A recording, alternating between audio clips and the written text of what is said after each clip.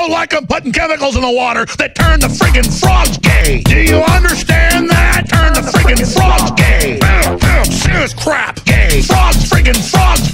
It's not funny. I'm gonna say it real slow for you. Gay. Frogs.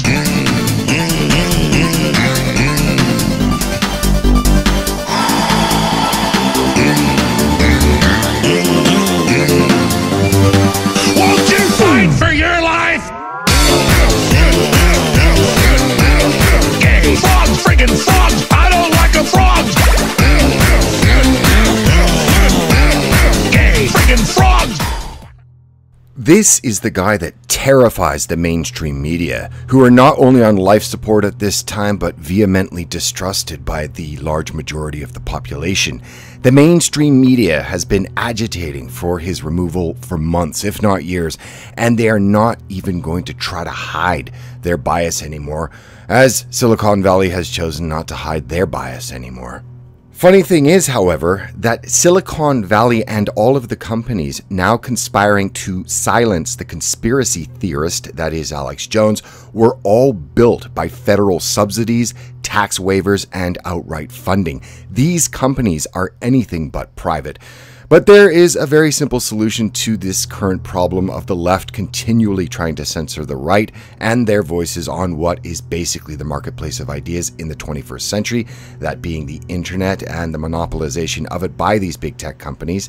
And it doesn't even involve breaking up these companies, nationalizing them, or anything of the sort, and I will explain all in just the next few minutes.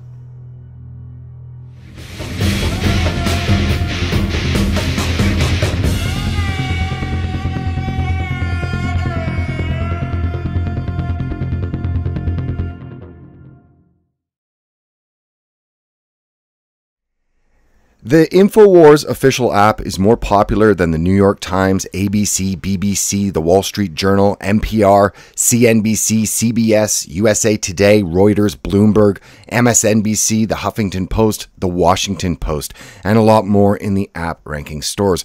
But this had nothing to do with the silencing of Alex Jones. The fact that Alex Jones most certainly helped get President Donald Trump elected, and there are midterm elections in just a few months, well, this obviously also has nothing to do with the silencing of InfoWars. As we know, the left is dead set against election tampering. Just look at their hysterical and rabid hate for Russia and President Vladimir Putin since 2016. No, the big tech companies are working together to censor him because he is a conspiracy theorist. Well, the actions by these big tech organizations that have conspired to silence him give validity to all of his rhetoric, allegations, and conspiracies. When the three biggest tech companies all ban you within hours of each other after years of supposedly peddling in conspiracy theories, well, at least to his audience, you've proven him right. I myself only watched InfoWars sporadically. I did very much appreciate the different view they provided, however, in contrast to the fake news outlets like CNN. But if you do not want to watch any of the material they produce, simply don't. I don't need big tech to be an arbiter of truth for me. I can decide for myself, and I think the majority of people would agree with me. But, as the argument goes, these are private companies. They can do whatever they want. First off, people need to have some context and a little bit of historical knowledge. Federal subsidies, tax waivers, and outright funding built Silicon Valley, not some skinny iPhone cult leader that never changed his clothes. Now, let's just take a look at the three large so-called private companies that have just recently banned Alex Jones for his political positions. Well, the prototype of Google, the owners of YouTube, was developed with funding from the National Science Foundation, DARPA, and NASA. Facebook was able to open its first data center in Prineville, Oregon, with a $42 million income, property, and excise tax holiday. And Apple was developed with a federally backed fund that invested $500,000 into the startup. And when it announced in 2012 a new $1 billion data center in Reno, well, Nevada slashed its tax burden by $89 million over 10 years, the largest such break in state history. And this is nothing to say of the technology that was developed by the US government using US tax dollars that have been essentially transferred for free to the for-profit tech companies. There are thousands of examples of other companies too, like Motorola, Oracle, Microsoft, and others, but you get the idea. Your tax dollars in grants, subsidies, and defense contracts gained and backdoor deals made with three-letter agencies and the transfer of military technology for free and the ability of big tech to avoid paying their tax is what has built the so-called private companies of Silicon Valley that have now taken it upon themselves to become the arbiters of truth and morality and are further dividing the nation. Also, Facebook, Twitter, and Google are not private companies. This is the common argument made whenever they like to censor people like Alex Jones, and that they are private companies and they can censor who they like. Companies like Facebook, YouTube, and Twitter are not the same as the local gas station, grocery store, or car dealership. Now, what is critical for you to understand is the difference between being a publisher and being a platform. And then you have to realize that if these companies choose to censor certain political views, well, this means that Twitter, Facebook, and YouTube are publishers, not platforms.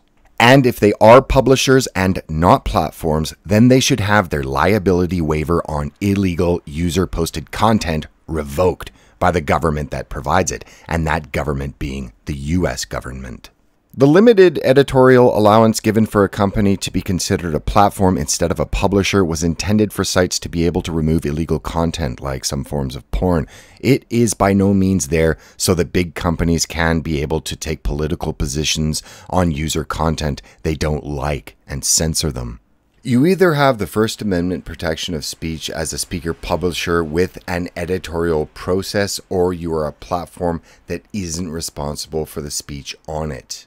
So which are they? They can't be both. They aren't both. As much as they'd like to try, if they want to editorialize their users' content, then they are publishers and should be held liable for any and all illegal content uploaded to their site. In Europe, a place where there is no freedom of speech, they are considering making social networks not only responsible for illegal content, but also for user-posted so-called fake news, with fines of up to 500,000 euros for each incident.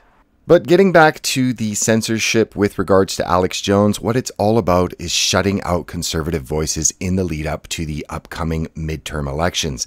The left have been psychologically damaged and hysterical since the loss of Hillary Clinton in the 2016 presidential election, and they will do just about anything to silence detracting voices. But this posture of censorship is already backfiring, and Pandora's box has been opened.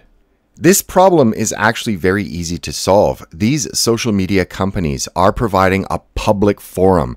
They already, because of this, cannot legally discriminate against people based on color, gender, age, or religious beliefs.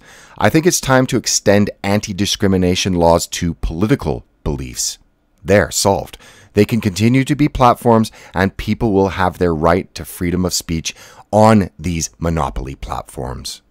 The right of freedom of speech is not only important for people to express themselves, but also for those that have the right to hear and have their views and beliefs challenged. Tech companies built via tax dollars of all American citizens do not have the right to take that away from people.